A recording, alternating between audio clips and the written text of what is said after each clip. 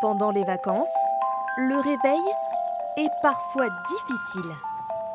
Il faut pourtant être de bonne humeur pour accueillir les visiteurs. En coulisses, les soigneurs animaliers, eux, sont depuis plusieurs heures au four et au moulin.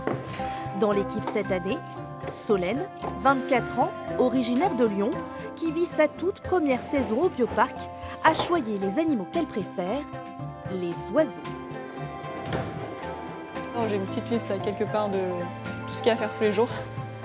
Puis après, il y a plein d'autres choses, ou faire des suivis aussi. En ce moment, on a pas mal de naissances avec l'été et le printemps qui est là. Donc, il faut qu'on arrive à suivre un petit peu nos petits bébés qui arrivent dans cette volière. Oui. Oui, à conduire, ça va, c'est l'autre jambe. Solène est passionnée par son métier.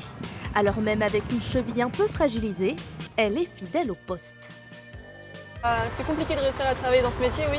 C'est beaucoup de travail, beaucoup de stages, beaucoup de sacrifices pour réussir à être soigneur animalier. Et ici, c'est un super parc, donc je suis vraiment contente d'être ici. Travailler l'été fait donc partie des nombreux sacrifices si elle veut espérer percer. Ce qui rythme également sa journée, les différentes animations proposées au public. Bienvenue dans la volière sud-américaine.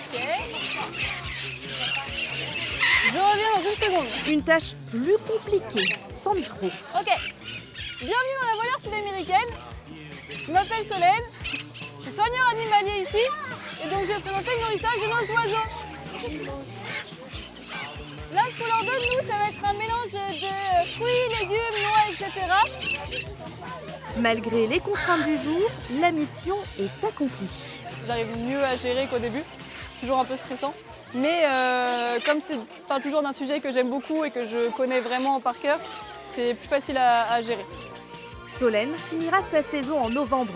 L'occasion peut-être de prendre un peu de repos avant de s'envoler vers une nouvelle aventure. Ambiance bush australien à présent, nous sommes pourtant dans le Maine-et-Loire.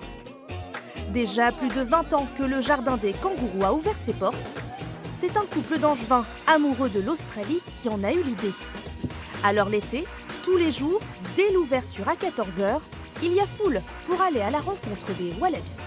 Vous êtes au top sur les consignes, hein Sarah? On n'a pas le droit de courir. On n'a pas le droit de crier. On n'a pas le droit de crier, super. Et surtout, on reste sur le petit chemin. À l'accueil, c'est son poste et toujours avec le sourire, il y a Muriel. Mes parents étaient déjà dans le tourisme, donc en fait, héréditairement, je ne suis pas programmée pour être en vacances l'été. Donc en fait, ça ne me gêne pas. À l'intérieur du parc, pour surveiller et surtout guider les visiteurs, il y a Loïc. Alors, il y a un kangourou blanc, c'est ce qu'on appelle un kangourou albinos.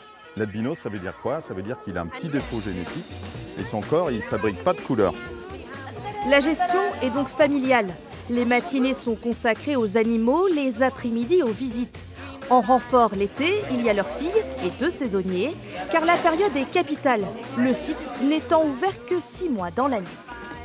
L'été reste 2 mois hyper importants pour nous, donc on est évidemment tributaire de la météo, donc c'est jamais gagné d'avance, mais ça nous permet aussi de faire nos réserves, si on peut dire, pour l'année prochaine.